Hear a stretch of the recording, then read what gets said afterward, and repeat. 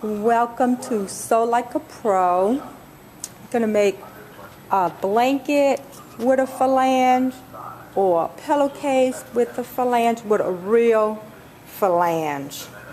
And this is a lined infant baby blanket. And then this is a pillow sham.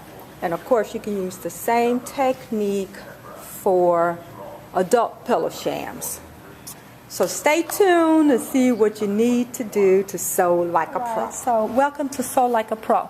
I'm going to teach you today how to sew a real phalange. A phalange is the finish on the edge of the pillow with a true mitered corner.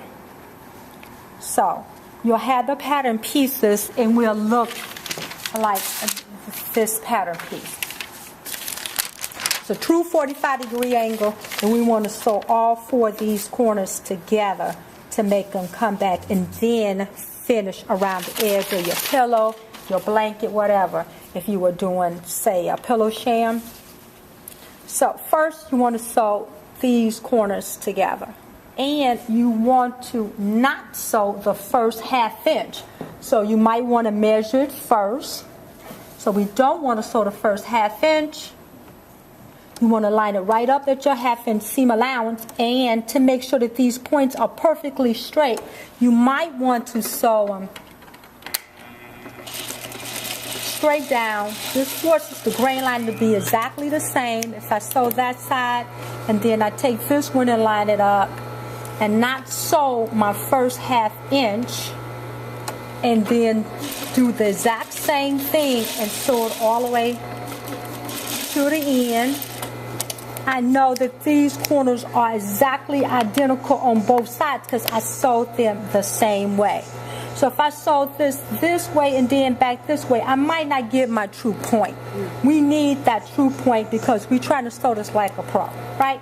So then I want to trim all the way up in the corner, and then I want to go and press these seams open.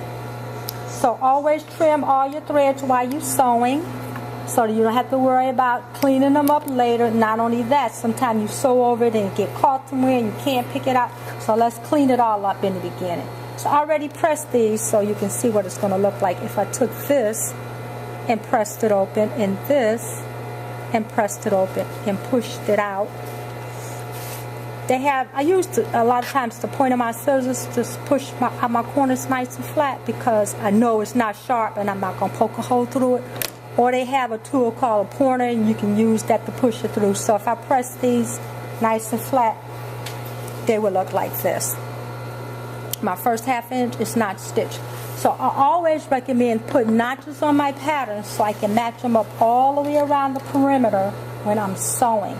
So I have a notch in the center of all of the phalanges and the center of my patterns. And if you don't, take them and fold them and line them up in half, and then do a little snip, less than the seam allowance, and then I have it here so I can match these up together.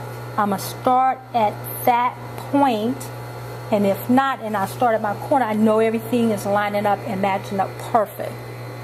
Alright, so if you like, you can pin it to make sure that they're lining up exactly right. And whatever seam allowance the manufacturer recommends, that's what you're going to use. For this, we're going to use a ½ inch seam allowance. So I want to start up here at my corner at a ½ inch. That's why this is stitched back, so I can get clearly around my corner. I'm starting at my ½ inch seam allowance. And it has some great thread on here. Take your time and make sure that you sew it exactly right. Everything is lining up.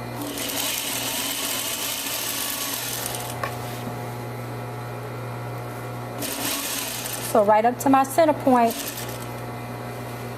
halfway there on the first one.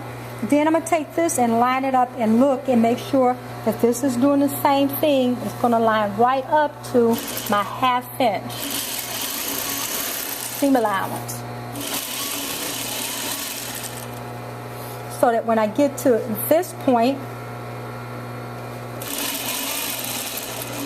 I want to go right up to that seam, right there in that stitch, leave the needle down, and then I'm going to turn it and manipulate it so it can go back, fold back, right out of the way, fold flat. My needle is down. I'm right at my 1/2 inch seam allowance again. Make sure all of these points are lining up correctly, and then stitch. That is exactly what you do around the entire perimeter of the pillow shamp, and then look, it lays flat. So then I would do the same thing, match up my notches, make sure everything is lining up correctly. That's how I get around my entire pillow. The trick to this is because I didn't stitch those all the way to the end, that's as if I clipped it. If you stitch it to the end, you got to go back and clip it. So why sew it? Right. Don't sew it. Then you manipulate it. I just fold it back. I took that needle right in that spot, and it's going to lay perfectly flat. And then when I go to join my lining to this piece, I'm just going to fold these back right out of the way, flip it to the other side, and follow my stitches on the other side. That way I can get everything to match perfect on both sides. Now that's how you sew a flange like a pro. Turn it off? Yep.